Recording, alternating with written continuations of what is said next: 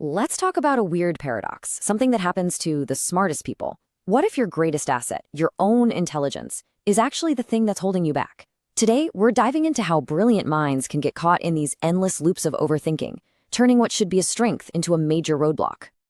You know that feeling, right? Where you're just spinning your wheels, analyzing a decision from every single angle until you're so exhausted that the moment just passes you by. It's that paralysis by analysis, where all that thinking just creates more confusion instead of clarity. It's incredibly frustrating.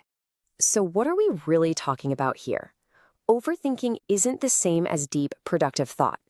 A really good way to define it is this: it's a repetitive, non productive cognition that delays decisions or action beyond their useful window.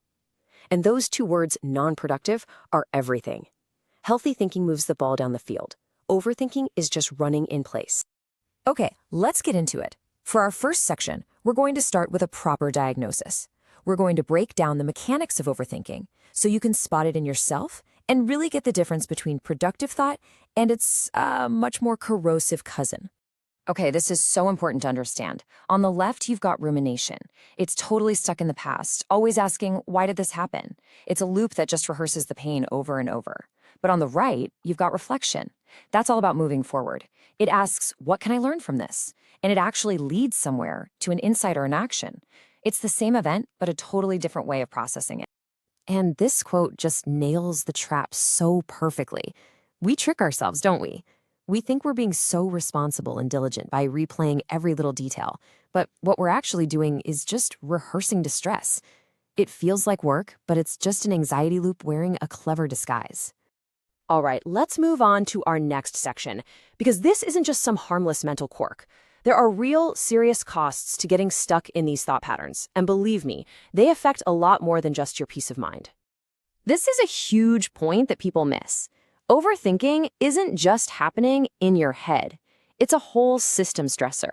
Your mind is basically running a marathon on a treadmill, and your entire body is footing the bill for all that effort. And what does that bill look like? Well, it's not pretty. We're talking about very real physical things like chronic fatigue, your immune system taking a hit, digestive problems, even being more sensitive to pain, and completely wrecking your sleep. Your body doesn't know the threat is just a thought. It reacts like it's a real danger, keeping you in this constant, low-level state of alarm. And here's the other crucial piece. Overthinking acts as a risk amplifier. It's not just its own little problem, it's the engine that can power some really serious conditions. It's a core mechanism that can lead to and make worse things like anxiety disorders, depression, and burnout.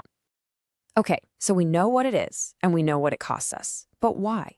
Why on earth does our brain get stuck in this gear? Section 3 is all about the why, the mechanics behind this mental malfunction. And here it is, the big aha moment. It's basically an evolutionary mismatch. Our brains are running on software that was designed for a world with short-term physical threats. You know, like a tiger you either fight or run away from. But our modern world is full of abstract, never-ending threats, like a vague email from your boss or constant social pressure. Our threat system was designed to turn on and then turn off. Now, it just stays on, all the time. And when you dig down to the absolute core of this issue, it's almost always about emotion. We think it's a logic problem we need to solve, but it's not. It's a loop that's being driven by fear. Fear of getting it wrong, fear of being judged, that we dress up and call being rigorous. And this is exactly how that fear keeps us completely stuck. Let's walk through this vicious cycle. It starts with that fear, of failure, of regret. That triggers way too much thinking. All that thinking makes you delay taking action. Then the delay just ratchets up the pressure and your own self-doubt, which, of course, just intensifies the original fear. And around you go. It's a perfect trap. But there is a way out, I promise. So let's get to our final and honestly most important section, the action antidote. This is the practical toolkit, the stuff you can actually do to break this cycle and get moving again. Okay, listen to this, because this quote flips the entire script. We spend our lives waiting to feel clear and certain before we take action, but the truth is, action is what creates the clarity. Most of what you need to know arrives after you start moving, not before. We've had it completely backwards. So here's the fundamental rule. You cannot think your way out of a thinking problem. It's impossible. That's like trying to put out a fire with a bucket of gasoline. The goal is not to suppress your thoughts or argue with them. The goal is to interrupt the entire system that's churning them out. And here's the game plan. The order here is absolutely critical. You can't skip ahead. First, you deal with your physiology. Calm your body down before you even try to calm your mind. Go for a walk, do some deep breathing. Second, you add structure. You give your brain some rules. And only then, last, do you work on the big identity stuff, reframing your self-worth. You have to fix the foundation before you can remodel the house. So let's zoom in on that structure step, because this is super practical stuff you can do right now. Give your brain some boundaries, time box it. Say, I have 10 minutes to think about this, and then I decide.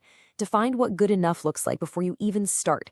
And my favorite one, ask yourself if the decision is easily reversible. If it is, just decide fast. Don't treat picking a restaurant for dinner like it's a lifelong commitment. And this, right here, is the ultimate mindset shift. Overthinking is obsessed with an impossible question. What is the absolute best decision? It's a trick. Wise action asks a much better question. What decision expresses who I choose to be? And that shifts you from trying to control an outcome to simply aligning with your values, which just dissolves all that analysis. So we'll leave you with this final, powerful reframe. The next time you feel yourself getting stuck, just stop and listen to the question your brain is asking. Is it that old, tired, fearful question, what if this goes wrong? Or can you shift it to the much more empowering one?